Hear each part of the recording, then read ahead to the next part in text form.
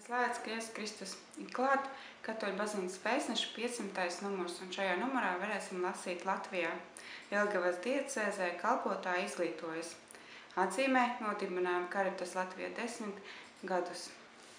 Jauns garīgās mūzikas albums. Jaunieti, mācies būt par līderi. Pāvests runā.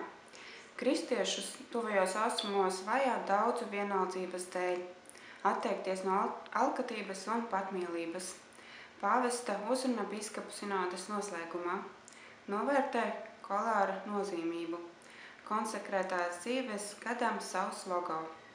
Aktuāli, kas ir atlaides? Pārdomām, kas ir adorācija un kā tā notiek? Noteikumi un autoritāte. Saruna ar grāmatas Jēzus no Nāceretes tulkotāju priesteri Paulu Kļaviņu.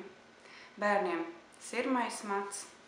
Recenzija Inga Ābele, Klūga mūks, nedaudz no mūžības elpas. Lasītājs jautā. Okultistu rožukroni sadedzināti. Ko tālāk? Sludinājumi.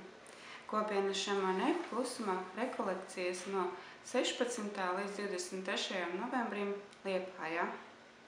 Iznācis kalendārs plānotais 2015. gadam.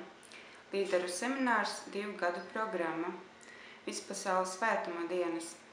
Sarkaņu rekolekciju mājā no 16. līdz 22. novembrim Ignāciskā klusuma rekolekcijas. Un no 28. līdz 30. novembrim adventa ieskaņās nedēļas nogalas rekolekcijas. Tuksnesis, Svēto rakstu un dzīvē.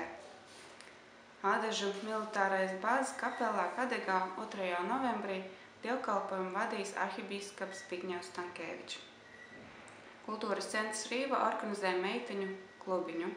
Fotoreportāžā ielūkojoties jubilejas numuros. Pagaidām viss līdz nākamajam numuram.